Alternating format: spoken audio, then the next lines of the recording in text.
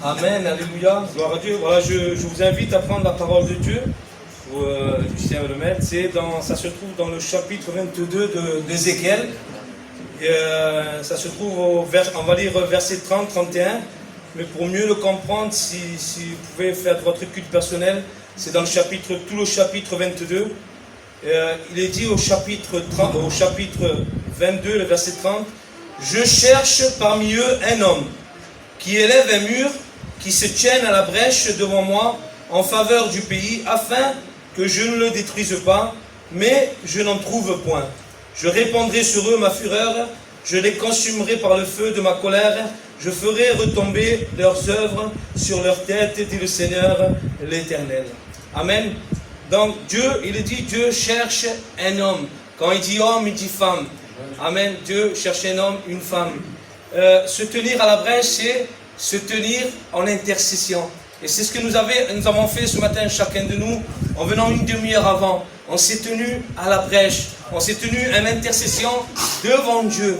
On s'est tenu devant lui et à la brèche, on s'est tenu. Et j'ai demandé à un frère, parce que pour comprendre ce que voulait dire cette expression, se tenir à la brèche, j'ai demandé à Juan et il m'a dit, parce qu'il travaille dans le bâtiment, une brèche c'est une ouverture. Une ouverture, et vous savez qu'une ouverture, si vous préférez un trou, on fait un trou dans le mur. Et ce trou, cette ouverture qu'on fait, eh bien, va permettre de voir ce qu'il y a derrière. Ce qu'il y a, les causes, les dégâts qu'il y a derrière le mur. Et on ne peut pas le voir si on ne fait pas un trou ou une ouverture. Donc on est obligé de faire une brèche. Et Dieu nous demande de nous tenir à la brèche, de nous tenir devant l'ouverture. Et si vous venez à comprendre, faire tout simple, c'est les enfants de Dieu doivent s'unir comme nous l'avons fait ce matin, se tenir à la brèche en intercession devant Dieu pour que Dieu puisse, par la grâce de Dieu, puisse réparer ce qu'il y a derrière, afin que nous puissions nous unir avec des hommes et des femmes fidèles au Seigneur qui combattent le bon combat. Et il dit qu'il élève un mur, mais pas un mur de pierre, qui construisent un mur spirituel pour pouvoir refermer, si vous voulez, la plaie. La plaie qui a été ouverte, eh bien, elle est refermée. On élève un mur et c'est Dieu qui règle le problème. C'est Dieu qui répare ces choses-là. Et c'est pour cela que Dieu, il est dit que Dieu cherche un homme, Dieu cherche une femme. Il est dit qu'il n'en trouve point. Et si vous voyez le contexte, le peuple a péché. Le peuple a fait des choses abominables. Si vous regardez le contexte, il parle des princes d'Israël, des chefs, des prêtres, des prophètes, qui ont fait des choses qui sont contre nature, qui ont fait des choses abominables, qui ont adoré des faux dieux. Vous lirez à la maison et vous allez voir toutes les choses qu'ils ont faites. Vous imaginez un peu, il parle des prophètes. Il dit, je ne trouve pas un homme parmi eux. Donc qui étaient ces hommes-là? C'était des prophètes.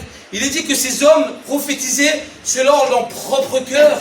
Selon leur propre cœur, ce que eux ils avaient besoin d'entendre. Ils disaient au peuple, ben, tout va bien quand tout allait mal.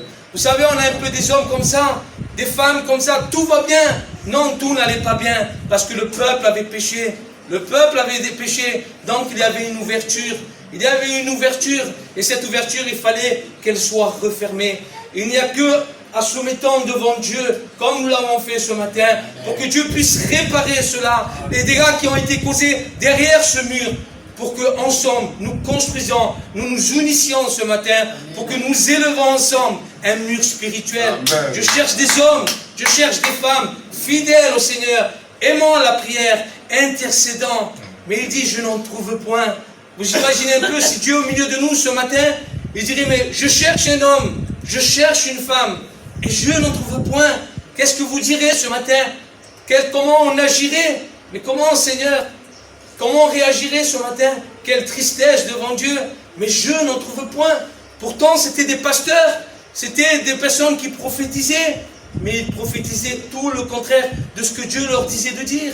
Dieu disait à Ézéchiel, tu leur diras, vous avez péché et vous avez besoin de revenir à l'Éternel. Mais le peuple ne voulait pas. Il ne voulait pas écouter les conseils. Non, non, nous on veut marcher, on veut écouter de bons conseils du prophète. On veut que le prophète nous fasse du bien. Oui, bénis-moi, bénis-moi. Oui, bénis-moi. Mais si tu vis dans le péché, Il faut que tu te repentes ce matin. Il fallait que le peuple de Dieu, le peuple qui a été élu, le peuple d'Israël, qui avait péché, il fallait qu'il revienne à Dieu de tout son cœur. De tout son cœur. Et c'est ce que Dieu nous demande ce matin. En faveur, et en faveur de qui nous intercédons ce matin. On va le voir tout à l'heure. Donc Dieu, premièrement, Dieu dit, Dieu cherche. Vous voyez la grâce de Dieu. Dieu ne nous laisse pas comme ça. Dieu cherche des hommes. Il parcourt toute la terre. Et nous allons voir 2 versets. 2 Chroniques 16:9. Regardez ce que dit la parole. Car l'Éternel étend ses regards, si vous préférez, l'Éternel parcourt toute la terre. Les yeux du Seigneur sont en tout lieu, pour soutenir ceux dont le cœur est tout entier en lui. Dieu veut un cœur tout entier à lui. Tout entier à lui, et Dieu le voit, puisqu'il parcourt toute la terre. C'est lui qui a créé le ciel, c'est lui qui a créé la terre. Quand tu te lèves le matin, il le voit. Quand tu te couches le soir tard, il te voit aussi. Dieu voit tes peines, Dieu voit tes tristesses, Dieu voit tes angoisses, Dieu voit tes joies, Dieu voit tes pleurs ce matin. Dieu voit que tu es malade, Dieu voit que ce matin tu es en pleine forme. Dieu connaît tout ce matin, il étend ses regards et il voit ton cœur, il voit ce qu'il y a dedans, il voit si tu es tout entier à lui ou il voit que tu es à moitié et tu es partagé avec ce monde. Mais Dieu le voit. Ne pense pas et ne crois pas que Dieu ne voit pas toutes tes actions. Donc un deuxième verset, il dit dans Psaume 33 et 13-15, regardez, l'Éternel regarde du haut des cieux. Encore une fois, il regarde. Il voit tous les fils de l'homme. Il n'y a pas un homme, une femme qui est excepté. Dieu voit tous les hommes et toutes les femmes de la terre. Du lieu de sa demeure, il observe tous les habitants de la terre. Lui qui forme leur cœur à tous, qui est attentif à toutes leurs actions. Dieu est attentif à toutes nos actions. Ne croyez pas si nous on fait quelque chose qui ne soit pas la gloire de Dieu, Dieu ne le voit pas. Dieu est attentif à toutes nos actions. Tout ce que je fais, tout ce que je dis, tout ce que je pense, Dieu le voit. Je n'ai pas des fois posé la question quand vous avez une mauvaise pensée, mais Dieu ne le voit-il pas? Lui qui forme les cœurs et les reins de tous, lui qui connaît nos pensées, lui qui connaît la parole avant même qu'elle soit dite, il la connaît entièrement. Donc Dieu étend ses regards, il parcourt de sa demeure, il regarde, il voit tout ce que tu fais. Il sait où tu en es spirituellement, et il sait où tu en es pas ce matin. Il sait de quel côté tu es ce matin. Ce n'est pas parce que tu es venu le dimanche matin à l'église que tu as tes 2 pieds dans le Seigneur ce matin. Non, tu peux être présent, mais tu peux être absent d'esprit ce matin. Tu peux être ailleurs, tu peux penser peut-être à autre chose ce matin. Amen. Donc Dieu cherche des intercédeurs. Et il est très important que dans l'intercession, quand on intercède, quand on prie à Dieu. C'est très important, on prie à Dieu. On ne s'adresse pas, tu vois, le frère, la sœur à côté de moi. Non, quand je prie, je m'adresse à Dieu directement. Parce que Dieu voit notre intention, la motivation, de quoi, comment je vais parler. Seigneur, tu vois, c'est comme ces 2 personnes qui vont au temple, dont Jésus mentionne. Il dit que le premier, il dit, qui est devant l'autre, il dit, mais Seigneur, moi je ne suis pas comme lui derrière. Je donne ma dîme, je prie, je jeûne. Et celui qui était derrière, il se frappe la poitrine et dit, Seigneur, sois apaisé en moi, qui suis un pécheur. Et Jésus dit, c'est celui-là qui a été justifié. Vous savez, Dieu connaît nos intentions. Quand je prie, c'est très important. Je m'adresse à Dieu. Amen. Je m'adresse à Dieu directement. Je ne prie pas pour que le frère là-bas entende, pour que la sœur de l'autre côté entende. Non. Adressons-nous à Dieu directement. C'est ça l'intercession. Et tu as besoin de nos intercessions. Et ce matin, nous nous sommes placés en intercession. Vraiment, c'est une grâce de pouvoir prier le Seigneur. Donc Dieu cherche des hommes et des femmes qui élèvent un mur, qui construisent, je l'ai dit tout à l'heure, un mur spirituel. Des hommes et des femmes fidèles au Seigneur, pas des hommes et des femmes qui font ce qui lui plaise. À un moment de l'histoire d'Israël, il dit que les hommes faisaient ce qui bon lui semblait bon. Ils faisaient ce qu'ils voulaient.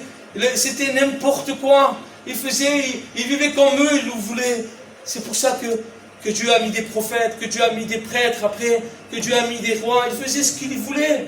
Non, on ne fait pas ce qu'on veut, nous on fait ce que Dieu nous demande de faire. Ces prophètes, ils prophétisaient des mensonges, ils prophétisaient leur propre penchant, leur propre cœur. Non, Dieu dit dans sa parole, je ne leur ai pas parlé, mais ils veulent parler. Cela ne vient pas de moi, et ils veulent parler. Non, Et Jérémie, il allait devant le peuple, il était courageux. Jérémie, Ézéchiel, ces prophètes qui n'étaient pas applaudis par le peuple. Vous savez, leur prédication n'était pas applaudie, mais ils faisaient ce que Dieu lui demandait de faire. On n'est pas là pour qu'on nous applaudisse, pour qu'on nous mette un tapis rouge, mais nous on est là pour apporter la pensée de Dieu ce matin, pour apporter ce que Dieu met dans mon cœur, pour pouvoir l'apporter.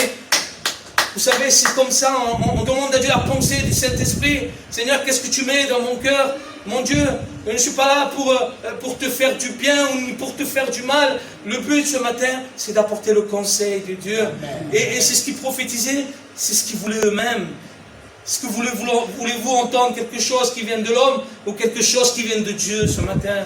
Du cœur de Dieu. Et Dieu a besoin que tu te tiennes devant lui à la brèche. Tu as besoin, Dieu cherche des hommes ce matin. Dans Jérémie 5, 1, 2, nous allons lire ensemble. Encore une fois, il parle de trouver un homme. Regardez, parcourez les rues de Jérusalem. Parce que là, il parle encore, le peuple encore était dans les péchés. Il dit, parcourez les rues de Jérusalem, regardez, informez-vous, cherchez dans les places. On peut chercher ce matin, on peut parcourir les rues ce matin. On peut nous informer. Regardez, s'il trouve un homme, qu'est-ce que Dieu cherche? S'il y en a un seul qui pratique la justice, qui s'attache à la vérité, un seul, et je pardonne à Jérusalem. Vous savez pas que Dieu le savait très bien combien il y avait d'hommes sur Jérusalem qui pratiquaient la justice et qui s'attachaient à la vérité, comme Dieu sait ce matin, l'homme qui pratique la justice et qui s'attache à la vérité. Dieu connaît tout ce matin. Donc Dieu cherche un homme. Il dit pour un homme, il dit je pardonne à tout le pays, à toute la ville de Jérusalem. Un seul homme pour pardonner. Vous imaginez un peu? Et Dieu savait que dans cette ville, il n'y avait pas un seul. Pas un seul. Vous imaginez si Dieu ce matin, je ne sais pas combien on est dans la ville de Nice, je crois que je regardais un peu, mais je ne sais pas si c'est juste en agglomération. L'agglomération, je crois que c'est en ville, à part la campagne, tout ça. Il est dit qu'on est 359 000 habitants. Et si Dieu dirait ce matin, mais parmi ces 359 000 habitants, je n'en trouve pas même un seul juste. Pas même un seul qui se tienne devant moi. C'est ce qui passait à ce peuple. Pas un seul se tenait devant Dieu. Mais il y avait qui parmi ces hommes? Ils se disaient hommes de Dieu, mais ils ne l'étaient pas. Et Dieu le voit, et Dieu sait, et Dieu connaît ce matin. Et Dieu connaît ce matin. Donc, il cherche un homme, il cherche une femme qui pratique la justice. Est-ce que nous sommes de ceux qui pratiquent la justice ce matin? Que d'eux qui s'attachent à la vérité? Si je ne le suis pas, je demande à Dieu. Les réunions de prière et d'intercession, elles sont là pour ça. Je demande à Dieu. Vous savez, la prière, c'est quoi? La prière, c'est cette dépendance de Dieu. Quand je ne prie pas, je me suffis à moi-même. Ça veut dire que je suis un peu un orgueilleux. Seigneur, je commence la journée, du matin au soir, je ne prie pas, je n'intercède pas, mais je compte sur mes propres forces. Non, moi je dépends des forces de Dieu. Amen. Dieu donne-moi la force dans cette journée. Parce que si moi je n'ai pas la force, je ne suis qu'un homme. Et à la moindre épreuve, je vais tomber. À la moindre situation, je vais tomber si je n'ai pas la force qui vient de Dieu. Alors, on a besoin d'hommes et de femmes remplis du Saint-Esprit. Donc les apôtres choisissent des hommes. Ils disent choisissez des hommes. Mais vous savez pourquoi? Pour servir aux tables, pour servir aux veuves qui étaient délaissées, pour servir à manger. Ils disaient, juste pour ça, ils voulaient des hommes remplis du Saint-Esprit, de sagesse et de foi. Juste pour ça, à combien plus forte raison nous devons l'être nous aussi pour toutes choses ce matin, remplis du Saint-Esprit, de sagesse et de foi, qui pratiquent la justice et qui s'attachent à la vérité. Et Dieu cherche un homme, il n'en cherche pas beaucoup. Un seul homme. Mais vous savez pourquoi il dit un homme? Parce qu'il n'y en a pas beaucoup. Il n'y en a pas beaucoup. Aujourd'hui, peut-être on les compte sur les mains. Mais est-ce que vous ne voulez pas répondre à cet appel ce matin? Est-ce que ce matin, en venant, comme nous sommes venus ce matin, nous sommes prosternés devant lui? Seigneur, c'est à toi que je m'adresse. Vous savez, Néhémie, Ezra se sont tenus devant Dieu. Pour qui? Pour le peuple tout entier. Pas seulement pour eux, mais pour tout le peuple. C'est ce qui s'est passé avec Jérémie, Ézéchiel. Ils se sont tenus devant Dieu pour qui? Non seulement pour eux-mêmes, mais pour tout le peuple. Pour tout le peuple. Seigneur, pardonne-leur. Seigneur, qu'ils reviennent à toi. Et c'est ce que nous aussi nous devons ce matin. Nous sommes unis ce matin. Nous avons adressé ensemble nos prières. Mais pas un de côté et l'autre de l'autre. Une famille de côté. Nous sommes la famille de Dieu. Je vois des fois des clans, je me dis, mais on est la famille de Dieu. Il n'y a pas de clan, il n'y a plus de famille un tel et un tel. On est la famille de Dieu. Dans le ciel, je vais aller avec lui, je vais aller avec elle. Et des fois, on passe à côté, les gens font comme si de rien n'était, comme si on n'était pas là, on était invisible. On se dit, mais quand même, on est frères, on est sœurs. Mais Dieu nous a délivré des cultures qui sont contre la parole de Dieu, de toute tradition qui sont contre la parole de Dieu. Aujourd'hui, nous sommes le peuple de Dieu, le troupeau de son pâturage.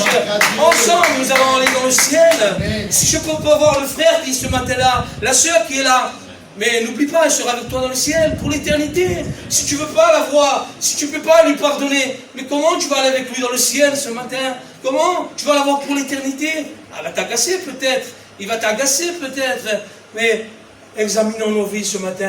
Il est important. Pourquoi? Pour qui je prie ce matin? Il est important. Nous avons pris la Sainte Seine. Comment nous l'avons pris ce matin? C'est quelque chose de solennel. C'est nous, c'est notre vie personnelle avec le Seigneur. Et nous avons besoin de venir dans le Seigneur pour mettre en règle notre vie ce matin. Il y a des hommes qui se sont tenus à la brèche. On va voir dans l'intercession de Moïse, chapitre 106 du psaume, et le verset 21 à 23.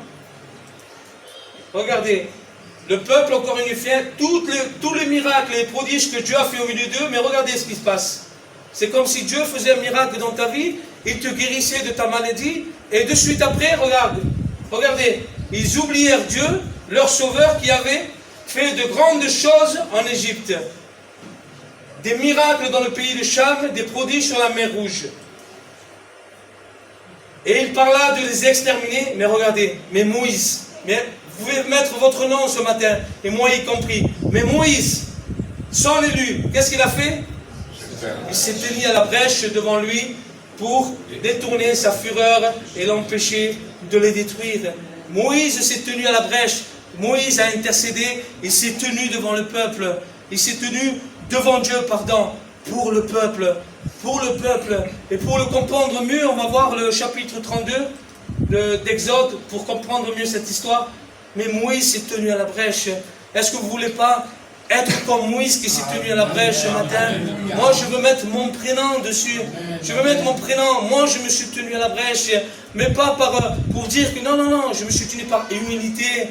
Parce que je sais que j'ai besoin de toi, Seigneur. Moi, je ne peux pas guérir un malade, Seigneur. Moi, je ne peux pas délivrer et chasser un démon, Seigneur. Mais on avait besoin de la puissance de ton esprit, Seigneur. Parce que toi seul peux le faire. Toi seul peux sauver une âme. Toi seul peux briser ce matin. Lui seul peut le faire. Le lendemain, Moïse dit au peuple, vous avez commis un grand péché. Vous savez, quand le peuple s'est fait un veau d'or, parce que Moïse monte sur la montagne, il commence à tarder, le peuple commence à s'impatienter et ils veulent se faire un Dieu. Ils veulent se faire un Dieu, une idole. Vous savez qu'on commet un grand péché quand on adore des idoles. Et ce matin, j'aimerais te dire quelle est ton idole ce matin. Si tu as une idole devant Dieu, Dieu a dit tu adoreras ton Dieu seul. Tu ne mettras pas d'idole devant la face de Dieu. Tu le prosterneras devant lui seul et tu le serviras lui seul. Devant quelle idole tu te prosternes? Vous savez, nous, on s'attend des idoles à des statues, parce qu'eux faisaient un veau en or. Mais nous, devant qui ce matin? C'est qui notre idole? C'est quoi notre idole? Est-ce que ce sont nos enfants? Est-ce que c'est l'argent? Est-ce que ce sont les plaisirs de ce monde? Quelles sont les idoles? Et si nous avons une idole devant Dieu, regardez, on commet un grand péché devant Dieu. Un très grand péché. Et regardez ce que dit Moïse. Je vais maintenant monter vers l'Éternel. C'est ce que nous devons faire. Monter devant la présence de Dieu.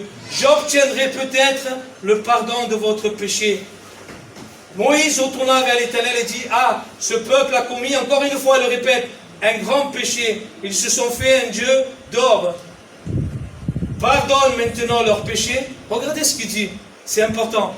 Sinon, efface-moi de ton livre que tu as écrit. C'est fort ce que Moïse dit. C'est comme si moi je disais ce matin, Seigneur, pardonne le péché de mes frères, sinon efface mon nom du livre de vie. Mais quel amour Moïse avait pour le peuple de Dieu? Est-ce que vous avez cet amour les uns pour les autres ce matin? Est-ce que vous fléchissez les genoux devant Dieu pour le frère, le sœur, le malade, pour le drogué, l'alcoolique, le violent, la jeunesse ce matin? Est-ce que vous identifiez ce matin? Mais regardez, efface mon nom du livre de vie. C'est fort ce que Moïse dit. Mais quel amour il avait. C'est cet amour que nous devons avoir quand nous intercédons pour les uns et pour les autres. Vous savez, hier on a prié avec ma soeur. Et vous savez, je me disais en moi-même, moi je ne suis pas un surhomme. C'est pas parce qu'on est serviteur, non, c'est des titres, c'est rien du tout.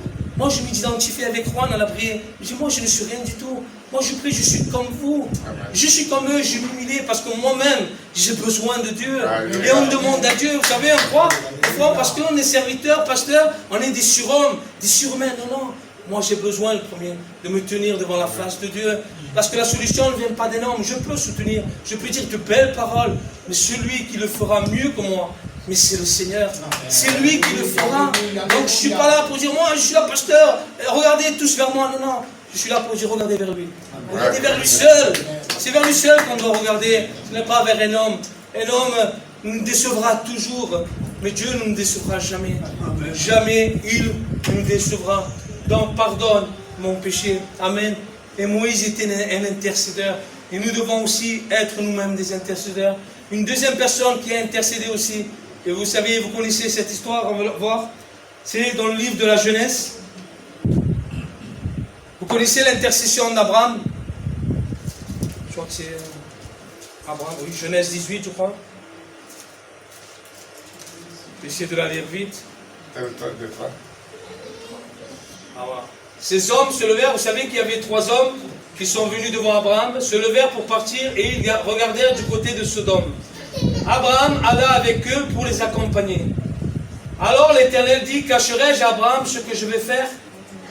Abraham deviendra certainement une grande nation et puissante, et en lui sera béni toutes les nations de la terre.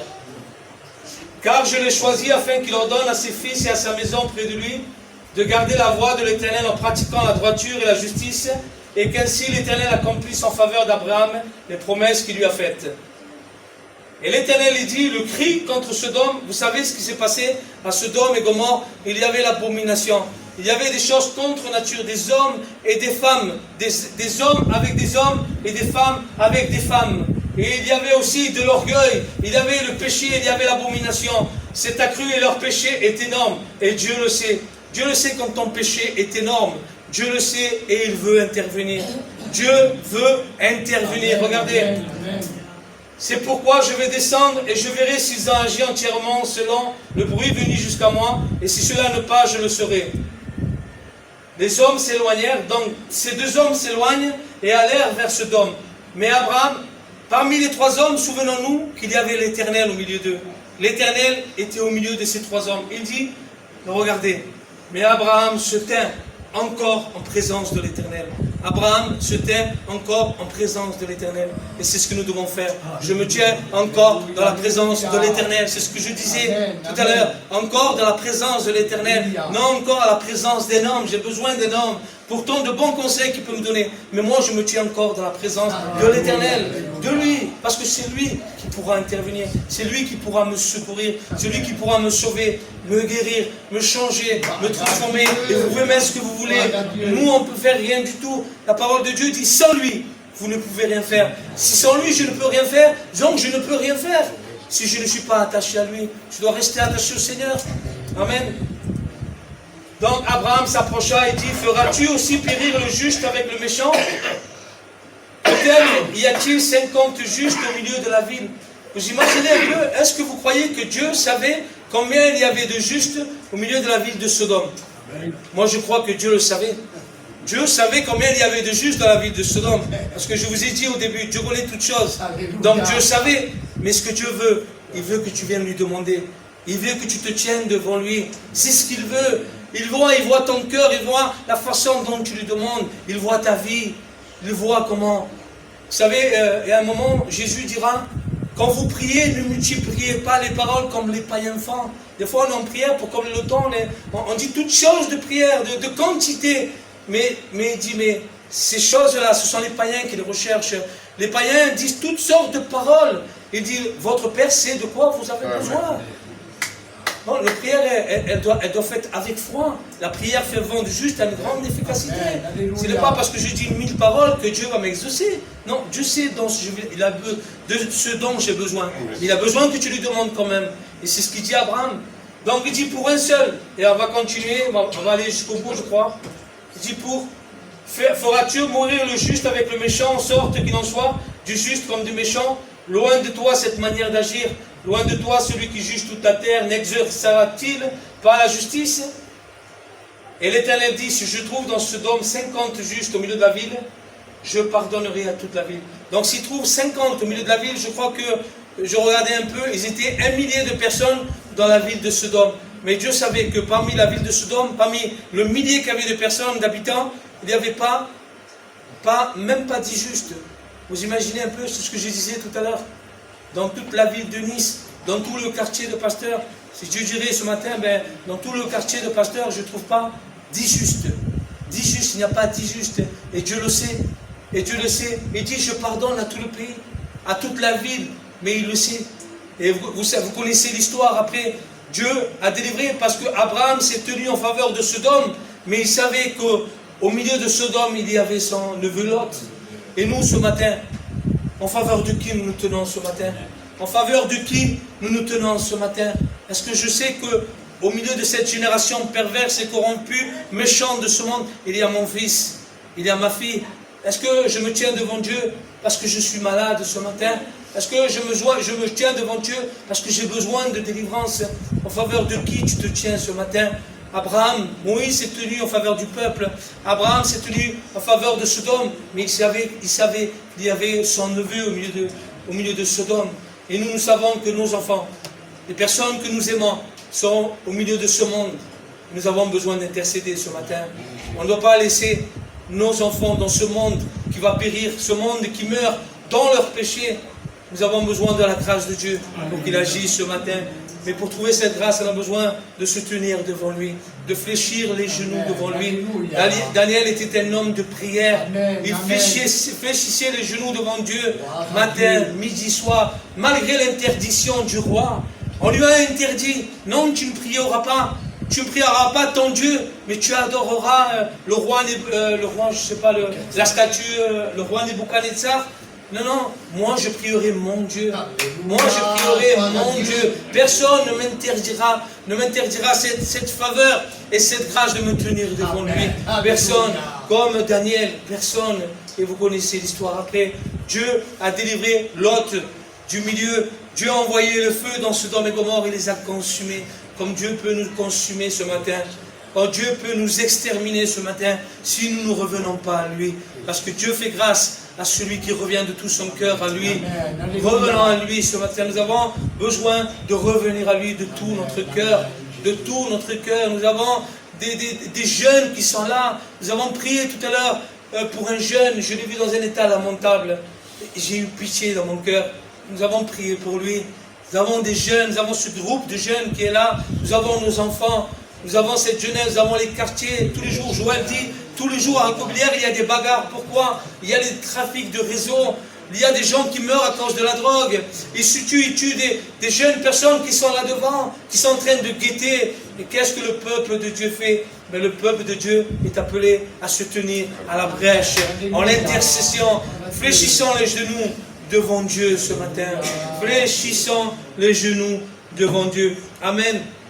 Et je disais tout à l'heure, encore une fois, est-ce que vous voulez répondre à cet appel? Parce qu'il y a un homme qui a répondu à cet appel. Et moi, j'ai bien aimé cette réponse. C'est dans Ésaïe 6:8.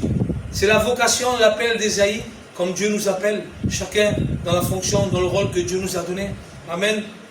Il dit, Ésaïe dit, j'entendis la voix du Seigneur disant, qui enverrai-je? C'est que je disais, qui enverrai-je?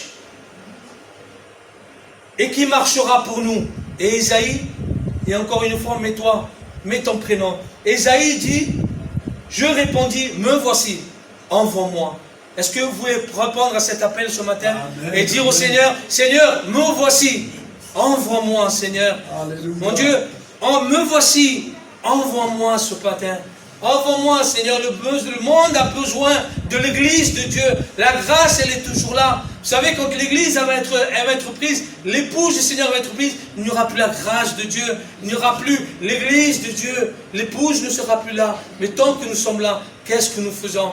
Qu'est-ce que nous faisons? Nous croisons les bras, nous travaillons du lundi au dimanche, nous nous fatiguons à travailler, à remplir nos maisons, plus de choses, de beauté, même si ce n'est pas mauvais.